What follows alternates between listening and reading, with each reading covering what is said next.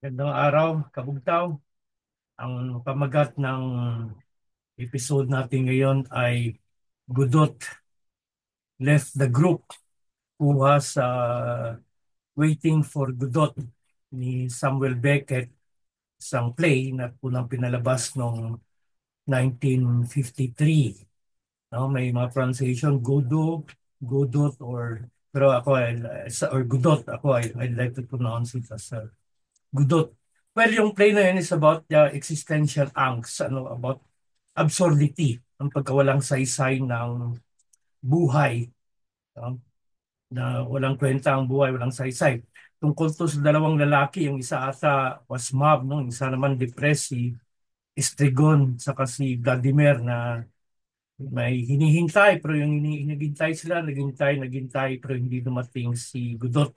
And eventually, it evolved, waiting for Godot would mean waiting for God, but God never came, hindi dumating. Or kung pag sinabi mong waiting for Godot, ang ibig rin sabihin, umaasa sa wala. Ngayon, tatlong bagay ang nag-udyok sa akin bakit itong gusto kong talakayin ngayon. No? Medyo in-upgrade ko lang, in-enhance ko lang, modernize ko lang yung, yung waiting for Godot as Godot left the group. Para bagang,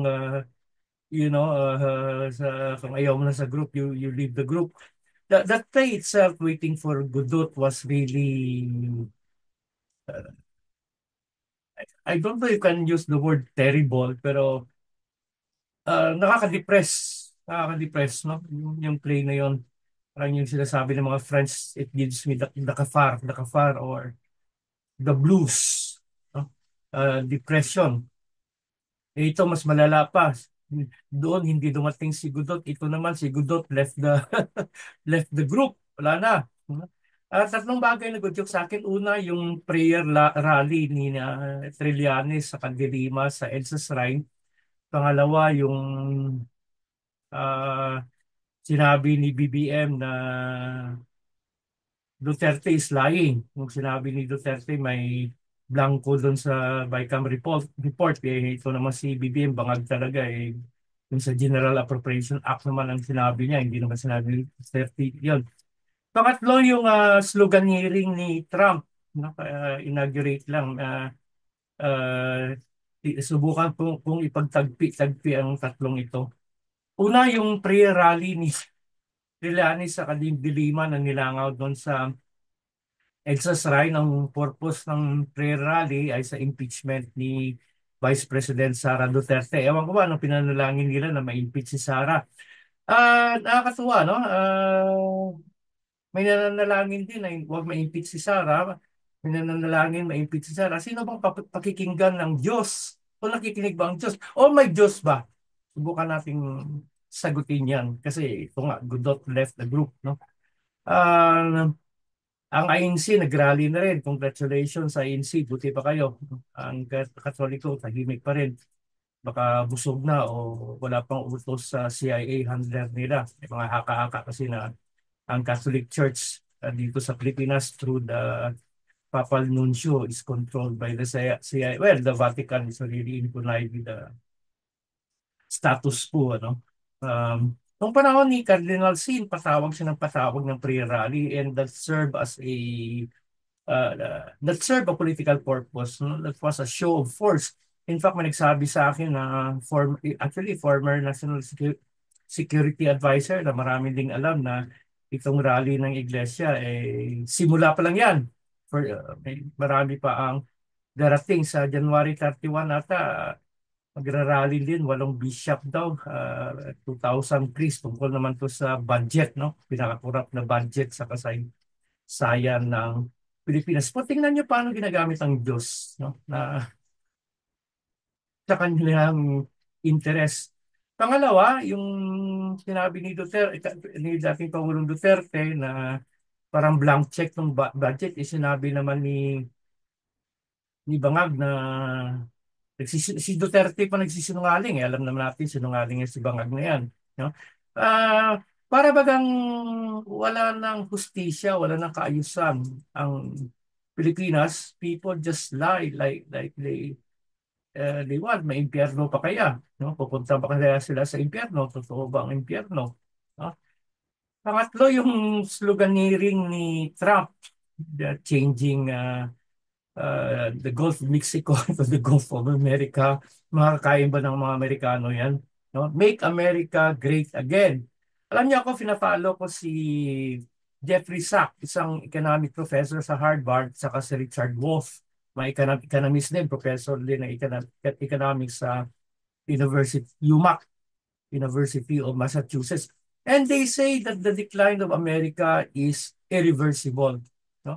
Mistake after mistake for the past 60 years, hindi na. America is on decline.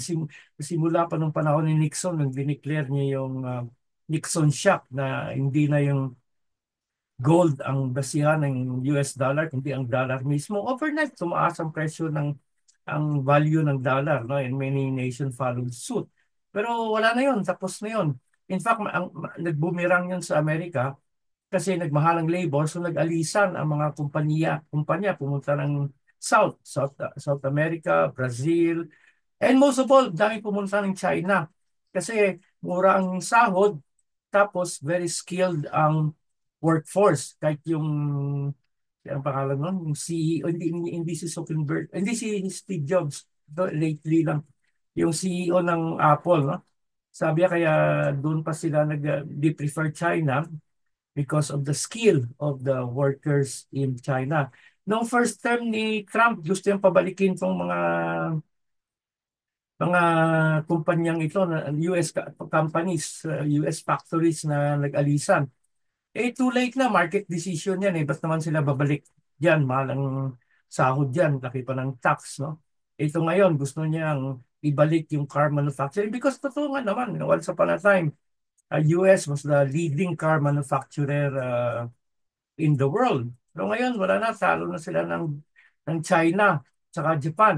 In fact, sa US, ang number one car dyan is Toyota, the number one selling car. Kahit ibalik mo yung car manufacturing sa US, market decision pa rin yan. Ang tao bibili ng mas mura, mas reliable. In fact, American cars like Ford, may nag-offer sa akin noon ng Ford. Sabi ko, ayoko ng Ford, sirain. Totoo naman, sirain ng Ford. No? Wala na. So, sloganeering lang yan. Yung tariff yan, magbubumirang din yan. Sinong magsasuffer niyan? American din. Kasi tataas ang presyo. Halos lahat ngayon made in China na. Ah, tapos nung binan yung TikTok, nagbumirang din. Kasi ang mga Amerikano pumunta ng red note. At doon, na-realize nila na mali pala yung tinasabi ng mga mainstream media sa kanila tungkol China. Ang sarap pala ng buhay sa China. No? Mura ang bilihin, quality, transportation is very efficient, walang homeless, no? Ang linis ng mga siyudad, hindi tulad ng Amerika, no? And I said, no, dami ko nakita sa Facebook, no? And I think what I like best about China is that most people do not have religion, no? Hence, they do not have to live in superstition and fear. Na talagang kayod sila, sariling sikap, no? So itong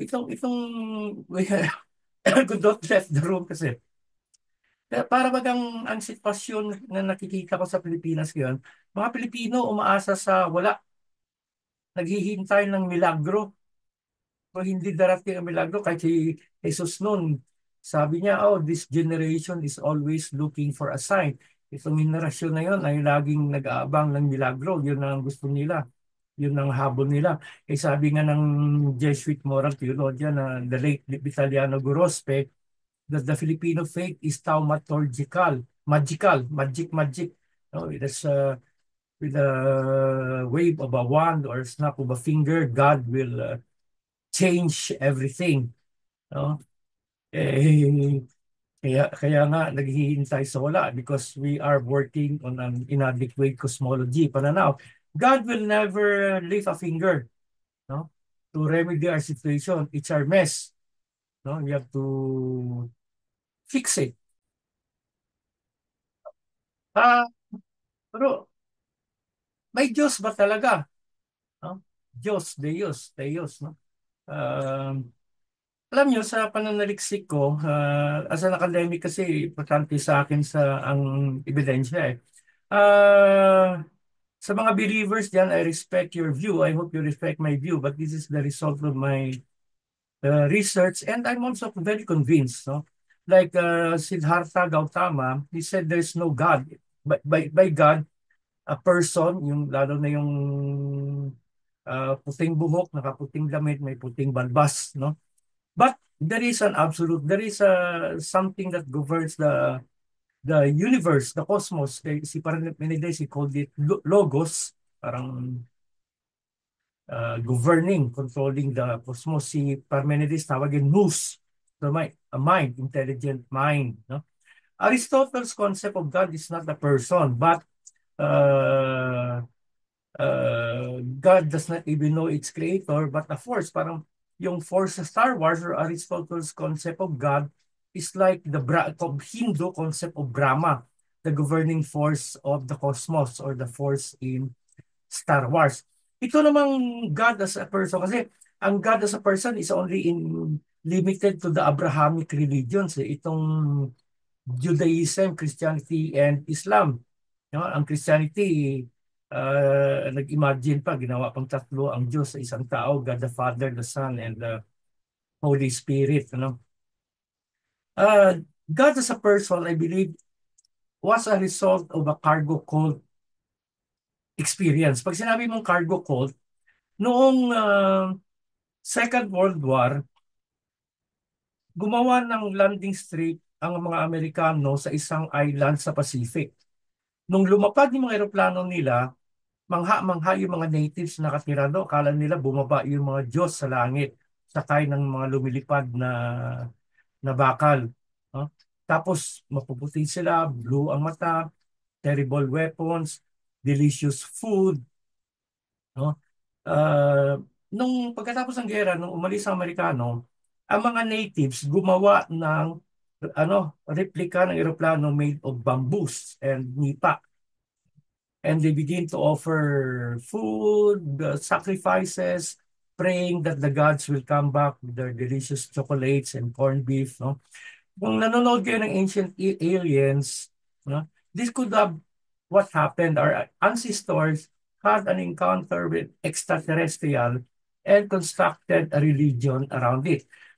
Kung gusto nyo mas mahabang explanation, i-type nyo lang sa YouTube, no? Mind Games, Celso Kainglet. Then marami yan. Hanapin yung Enuma Elish. Enuma Elish is the Sumerian seven tablets of creation. There it's telling a different story because the creation account in the book of Genesis came from a much, much older, much, much longer version of a story of creation from the Akkadian Hatrasis. But even the Hatrasis came from a much, much older, much, much longer story of creation from the Sumerian Enuma Elish, meaning in the beginning. You know, the Sumerians have always been an enigma to historians because literally out of nowhere, they sprang as a very advanced civilization with advanced agriculture, engineering, architecture, medicine, mathematics, astronomy. Pag tinanong ng mga Sumerian, where did you get all of this? Isa lang yung sagot nila. It was given by the Anunnaki. Anunnaki meaning those from heaven to earth came. You know, so it's a different story. So that's why even later on, even Jesus as a Jew himself believes in that God the Father. But the Yahweh in the Old Testament is not God. It's a monster. It's a creature. You just follow Paul Wallis sa YouTube again. Type niyo lang Paul Wallis, Wallis. He's an expert in hermeneutics in the scripture. And he did source criticism. And they found out so many things. No? Now, even Jesus, ito nabasa ko to sa introduction to the New Testament by Father Raymond Brown. Pare ito according to Father Raymond Brown, first 200 years, Jesus was never regarded as God, no? But as the Messiah. Uh, uh, the early Jews, the early Christians, the early followers, just made Jesus God to spite the synagogue because the synagogue was very strict with the Tawhid, the oneness of God. No? Um, so they made Jesus God. In fact, fourth century, there was another movement to include Mary in the Trinity. So that movement did not progress. Ano? So in other words, 15 years ako nagturo ng medieval philosophy sa seminaryo. And that medieval it starts with the antiquity, you know, the desert fathers, antiquity, Augustine, Ambrose, and to the medieval philosopher, uh, who's this? William of Ockham, of course, the superstars, si Thomas Aquinas, no? Sino ba yung Faith Squadron sa Faith, yeah, Saint Anselm, no? Saint Anselm. Anyway, and I always showed to the seminarians that doctrines did not fall from the heaven, but they were products of socio-political milieu, no? Either as a pedagogical apparatus, ideological apparatus, to legitimize a particular interest. So, in other words, we have to re-examine. But don't get me wrong. I still believe that Jesus is divine, very divine, as we all are. In fact, that's the very message of Jesus. The kingdom of heaven is within you. But that was suppressed by the church because the church wants that salvation will only be possible through them. And many religions are still doing that. No? But Jesus said, the kingdom of heaven is within you. There's a divine in all of us. And I believe in an absolute. No? The nous, the logos, or the force, no, that governs the universe, and it has a particular law.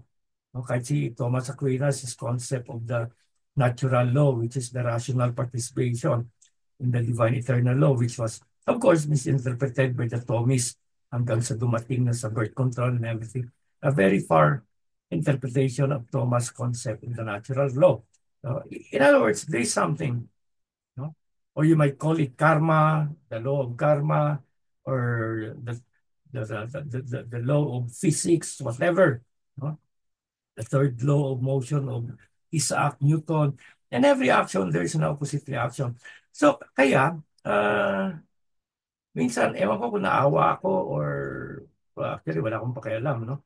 Sa mga taong naghihintay pa rin kay Godot, no? That Godot will work miracles in their lives. Sabi ko nga sa nakaraan sa Cultural Revolution na isa sa tinuro ko ay Phenomenology of Religion and how we assign significance or meaning to a human experience and convert it into a religious experience. Pero sa tingin ko, delikado yun. Kasi may kilala ako noon, Focus for Christ, nanalo siya ng taxi sa nanalo siya ng kotse sa paraffle ng isang department store. Ay, nako, praise the Lord siya. The Lord is good, alive, alive, no? Tapos, ginawa niyang taxi yung coaching yon. Tapos, na-hold up siya, nasaksak, muntik nang namatay. Now, he was cursing the Lord. That's what I mean by assigning religious significance to human experience. No? Lahat naman yan eh. No? Kaya, given that there is a law, could be karma, could be natural law, could be the nous, could be logos, that still governs the cosmos. If you break that, it will come back. It will retaliate. No? Mga Grego, tawag nila dyan, dike, na sinali ni Philios bilang sangkaayusan. No? You cut the trees in the mountain, you'll have flood in the lowlands. Kaya nga may mga environmentalists, may mga saying eh. God forgives, nature never, because it follows a certain law. No? Ganon din. Kung magnakaw ka, gagawa ka ng kasamaan, babalik at babalik yan, maniwala kayo sa akin. No? Kaya itong nagpapakasasa ngayon sa gobyerno natin, sa pagnanakaw, may araw din yan. There's a day of reckoning. Babalik at babalik yan. No?